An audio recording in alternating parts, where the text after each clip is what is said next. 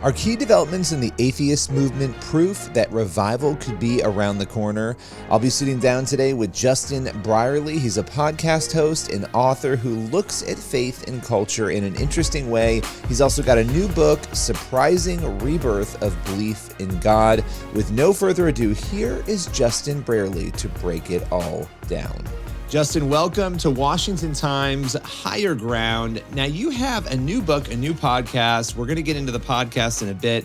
It sort of comes off of your book, but the book title is The Surprising Rebirth of Belief in God. And that's an interesting title in light of where we are culturally right now. Tell us a little bit about this book project. Well, the book really came about because I'd had a history of conversations between Christians and atheists. I hosted for many years a show called Unbelievable. And it was really born in the heyday of the new atheism, this very anti-God movement led by people like Christopher Hitchens, Richard Dawkins, Sam Harris, who all had anti-God bestsellers in the mid-2000s. And that really kind of set off a whole movement online and in person where a lot of people found, really got on this bandwagon of being very anti-religious and saying essentially, God doesn't exist and religion is bad for you. So I was kind of very much in the middle of those discussions and debates, hosting some high-profile atheists opposite Christian thinkers back in the day. But what I noticed in the last several years, Billy, was that the conversations were changing in tone and substance quite dramatically. So fewer and fewer people were actually aligning themselves with the new atheists, even if they might be non-believers. They were saying, well, I'm not a Richard Dawkins kind of atheist. And I was noticing as an observer from the sidelines that the new atheist movement itself was sort of fracturing and splintering and unraveling in various interesting ways as well. And at the same time, I noticed a lot of the people I was now bringing on the show who, again, weren't Christians, but were actually quite open to the value of Christianity. They weren't dismissing it in the way that the new atheists had. So that would include people like Jordan Peterson, Douglas Murray, Tom Holland. These were secular thinkers, but who were kind of reassessing the value of Christianity and saying, well, maybe we threw the baby out with the bathwater too quickly. Maybe we need some kind of a story to make sense of life. And maybe atheism hasn't actually provided that. So that's really at the center of the book. It's this new phenomenon that I've kind of termed the surprising rebirth of belief in God, where even though, at one level, you look at the statistics around church going and Christianity, and you say fewer and fewer people are going, fewer and fewer people claiming the name of Christianity. That doesn't tell the whole story. There's something else going on in our culture, perhaps a little bit further upstream, if you like. And I think actually we might be surprised at the fact that Christianity could be set to come back again in interesting ways. I think it already is in interesting ways. So that's really what the book's about. Yeah, I mean, you said so much there. I mean, I think it's interesting looking at the numbers because what we're seeing right now statistically are numbers that show us the end result of the last 10, 20 years of cultural behavior, right? That people have sort of been sold this narrative that, you can kind of do whatever you want, whatever you feel. And that's the current cultural paradigm. But it does feel like there are a lot of people, especially young people right now here in America, I know in the West in general, who are waking up and they're feeling like, wait a minute, this isn't true, right? This isn't working. I'm not finding fulfillment in that. And so we're seeing these revivals, these little pockets of, mass baptisms. These stories are happening, and it's not just anecdotal now. They're happening pretty frequently. You're hearing churches say, look, we just baptized the biggest number of people we've baptized in our history. And so that's a snapshot, I think, of what's going on. But I do want to go back to one other thing you were saying in the beginning there about Richard Dawkins and some of these others. One of the dynamics I have found really interesting is that Dawkins seems to be lining up with Christians on a variety of issues, a variety of social issues, the transgender issue, for instance. What do you make of that? Because that's strange. Yeah, there's all kinds of ways in which the ground has shifted a lot, politically, ideologically, over the last several years. And this is one of the interesting trends that I note in the book and in this new podcast, is that a lot of thinkers, secular thinkers like Dawkins, who, at one level are very anti-religious and, publish these best-selling books like The God Delusion, have suddenly realized actually that there's a far more dangerous kind of quasi-religious ideology in their own backyard of academia. People are questioning basic scientific truths, for instance, about, gender and sexuality and that kind of thing. And they're suddenly realizing, oh, it turns out the Christian fundamentalists that I used to rail against aren't really the problem. It's some of my own secular peers. And so that's really interesting. And another example, famous example of this is Peter Boghossian, who again was one of these new atheist types. He wrote his own kind of book against religion called A Manual for Creating Atheists. I had him on my show, back in 2014, but only 4 years later, when I sort of called him up asking if he would take part in a debate against a Christian, because I was coming to his neck of the woods, Portland State University, he said, actually, I'm no longer doing those kinds of debates. This was 2018. He said, and you'll understand why soon, Justin. And what it turned out was that he was part of a conspiracy sort of hoax set of academic bogus papers that he and his co-conspirators created, kind of parodying this new sort of consensus in academia around grievance studies, critical theories around gender, race, sexuality, and so on. And he again was doing it because he believed this had kind of captured the academy and that it was creating this sort of cancel culture where only certain types of orthodoxy were allowed. So what you've effectively got is a kind of new quasi-religious views that have come into the mainstream, effectively replacing the Christian story for many people. And what you see in response is a lot of these, what were the new atheists, Dawkins, Boghossian, and so on, suddenly realizing that's now their new enemy. And it does make interesting bedfellows sometimes with Christians who perhaps stand alongside them, critiquing those kinds of movements. So yeah, a lot's changed in the last few years. Yeah, I mean, when the Judeo-Christian ethic is sort of a baseline and you have the ability to make these arguments that Dawkins and others have made because you have this social order that sort of comes from that baseline. Once that baseline starts to get thrown out and things start to get chaotic, it is interesting to watch some of these people say, well, wait a minute, maybe there's something to this. And to your point before, about the fact that maybe we're moving towards a place where Christianity might have a resurgence of some sort. As you were working on this book, putting this together, based especially on all the interviews you've done over the years, how confident are you in your belief that perhaps we are going to see this resurgence, even though it feels like quite the opposite? Well, it's interesting because I wrote the book and I kind of had what I thought was quite a good body of evidence. A lot of these conversations I'd had with interesting secular thinkers who were pointing people back towards Christianity. I mean, as I say, not least people like Jordan Peterson, who is a bit of an enigma as a psychologist who has obviously gained a worldwide audience, especially among young men, but seems to constantly be pointing people back towards the Bible and the value of religious tradition and so on, even though he's kind of hard to tell exactly where he stands on the whole God issue himself. But after I'd finished the book, I'd kind of sent it off to the publishers. I just kept coming across more and more similar stories. Other people who were either very surprising converts to Christianity as adults, these secular thinking people who decided actually the Christian story seems to make better sense right now than the secular atheist story of reality. Even to only in the last few weeks, you've probably heard about this, Billy, but Ayaan Hirsi Ali is this Somali-born ex-Muslim who was very much part of the new atheist sort of set of thinkers and speakers in the mid-2000s. And she came out just a couple of weeks ago with an article saying why I am now a Christian. Essentially, she's like the paradigmatic example of what I'm describing in this book. Essentially, someone who has come to see that her atheism simply could not contend against the forces that are going on in the world.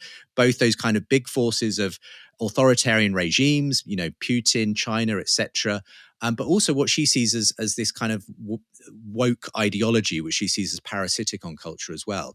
And she said, I finally got persuaded that the only thing that could stand against this was the Judeo-Christian tradition. Now, again, it's interesting to know exactly where she then stands herself as a believer per se, but it seems she has gone on a spiritual journey as well, looking for that thing, and she's found it somehow in Jesus Christ. So I think this is a serious movement, and I kind of, and again, it's just pockets, just like those revival sort of things you were talking about. You only see sort of little burst happening, but I think they're like the green shoots of something that could be a bigger harvest at some point. Yeah, when Asbury happened, I thought, okay, it's one event, right? And then there were about 5 other ones. And then you had the mass baptisms. Then you had Jesus Revolution, the film that, really sort of blew up. And it was a lot of little things that seemed to paint a bigger picture. And I'm always careful with how far I'll go with that, but it feels like something is definitely afoot. And by the way, in her article, I thought it was interesting. She mentioned at the end, that there was a personal dynamic to this too. So much of that article was about the structural, right, which is what we were talking about before, that we need the Judeo-Christian ethic. But there was a portion where she said, I'm still learning, but there is a personal draw. And I thought, gosh, what an interesting journey for her. And I think for the rest of the world to be sort of watching that, as you were saying, notable person make such an incredible journey. I have to ask you, though, because through Unbelievable, through all of your work over the years, you have heard a lot of compelling arguments both for and against faith. Obviously, you're a very strong Christian. What has it that has kept you in your faith and built your faith up, even as you've listened to some of those arguments against Christianity?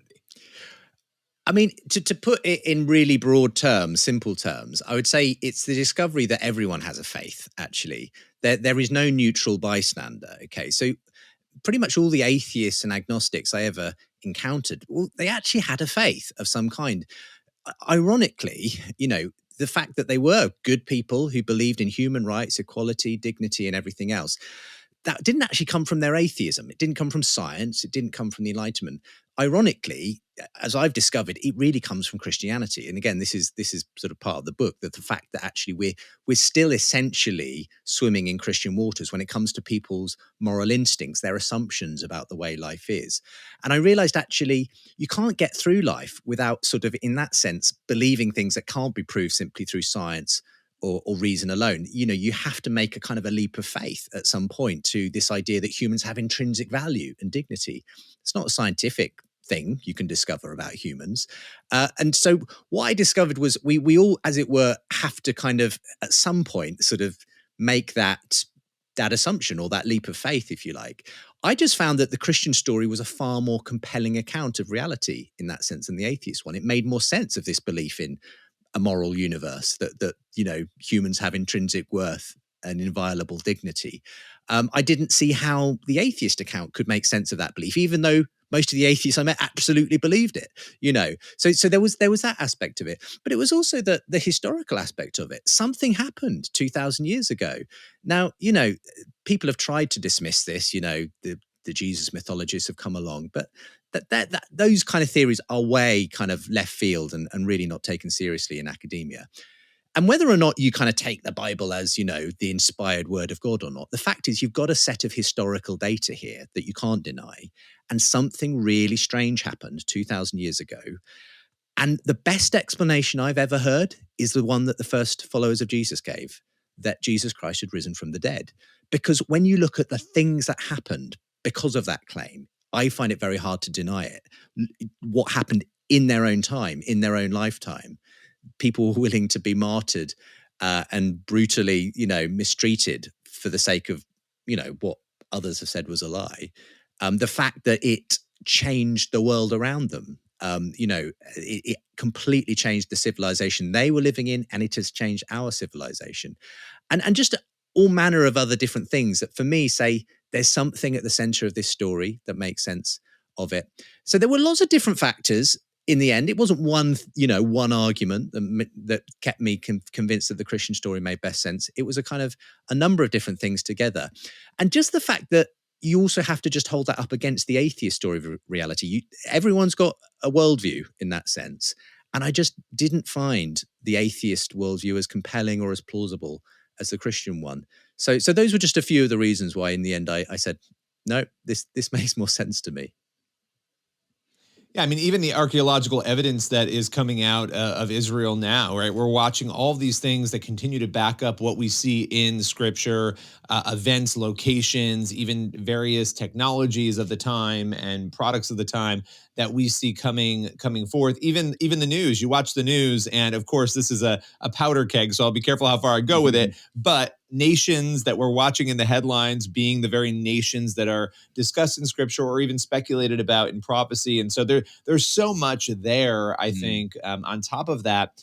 But before we go here, I want to ask you, you obviously have the book. Again, the title is The Surprising Rebirth of Belief in God, and people need to grab that book and check it out, especially people concerned about culture. I think a lot of people are scared right now and they're not sure what to think. And here you are presenting a really, I think, hopeful case for faith, but also your podcast. Tell us a little bit about the podcast and where people can listen.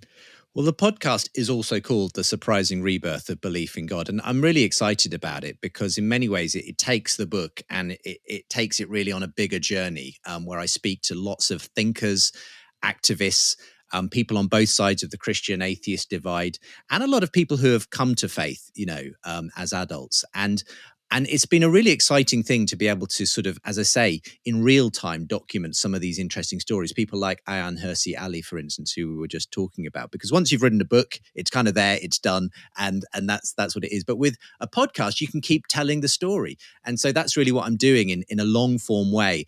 And it's kind of a highly produced, quite polished documentary style podcast. So I think I'm trying to really take people on a journey to kind of make sense of what's happened in the last 20, 25 years when it comes to atheism, Christianity, the conversation on God, the way that picture has changed significantly, and some of the exciting things going on now that suggest to me that, yeah, God's still alive, God's still up to something. And it's not the end of the story for the church. We live in quite a cynical age, even in Christian circles, Billy, where people, kind of get kind of disillusioned and cynical about the church, sometimes for good reason. But I believe God's not finished with the church, and we may just be standing on the edge of something like the next great revival. I mean, I'm not kind of going to say I'm a great, prophesier of these things, but I do feel like something is stirring, something's happening, and yeah, I've great hope that God is not finished yet. I love that you said that. And I will add, depending on where people fall theologically, some people will say, well, how could that be? Because, everything that, in eschatology points to the earth getting worse and things getting worse. Yeah, even if you hold to that theological viewpoint, you can still have revival at the same time that the general culture is moving in that direction. And so I think that's an important thing for people to remember as we look at what is happening around us, to have that hope. Justin, appreciate your time. Appreciate you joining us today. Again, the book is The Surprising Rebirth of Belief in God. The podcast goes by the same name. Thanks for joining us today. Great to be with you. Thanks for having me on, Billy. That's all for today's show. Make sure you tune in next week for another episode of Higher Ground. And just a note, our format is going to be changing. Really exciting things to come starting next week here on the show. You're going to be hearing from some of the best reporters, journalists, and writers who cover faith and culture. We're going to be doing roundtables here on Higher Ground, and you are going to love it. More on that next week. We will see you then.